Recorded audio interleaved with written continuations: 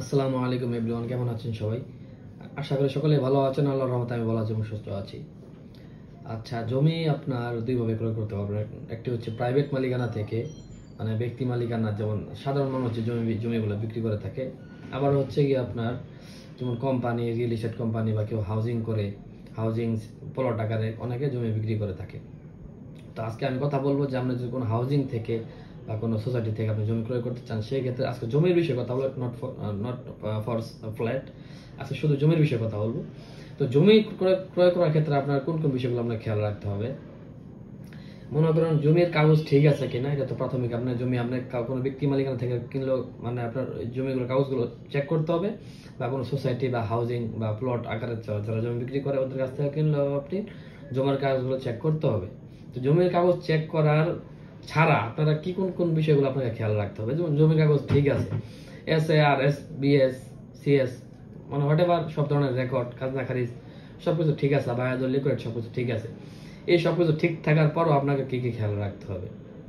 প্রথমত বিষয় হচ্ছে আপনি যতটুকু জমি ক্রয় করছেন ততটুকু জমি আপনাকে ওই সোসাইটি বা প্লট বা জমি যারা বিক্রি করতেছে ওরা আপনাকে পুরো জমি দিচ্ছে, নাকি রাস্তায় জমি বাবদ রাস্তার যতটুকু আপনার প্লটের সামনে যতটুকু জমি আপনাকে রাস্তায় গিয়েছে আপনার হারারি অংশে ততটুকু জমি আপনাকে দিচ্ছে কিনা, এই বিষয়গুলো খেয়াল রাখবেন। যেমন 4 শতাংশ কিনছেন, আপনাকে পজিশন দিচ্ছে 3.5-এর, বলছে 2.5 শতাংশ, মানে 0.5 শতাংশ যাক আমার রাস্তায় গেছে, যেমন একটা বিষয় বলতে পারে।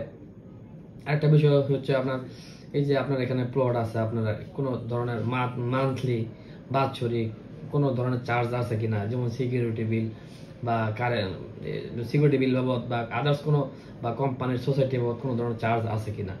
সেকেন্ড হচ্ছে কি আপনার যে আপনার প্লটে যে আপনার বিদ্যুতের লাইন নেবেন, লাইনের সংযোগের ক্ষেত্রে কোম্পানিকে কোনো টাকা দিতে হবে কিনা, বা আপনার প্লটের যে আপনার হাউজিং এর জমিটা আছে বা আপনার প্লটের যে আপনার ড্রেনের লাইনে পানি, ড্রেনের লাইনের সাথে আপনার বাড়ির যে লাইনটা সংযোগ দিবেন, ঠিক আছে, এই লাইন সংযোগের ক্ষেত্রে কোনো আপনাকে টাকা পয়সা দিতে হবে কিনা।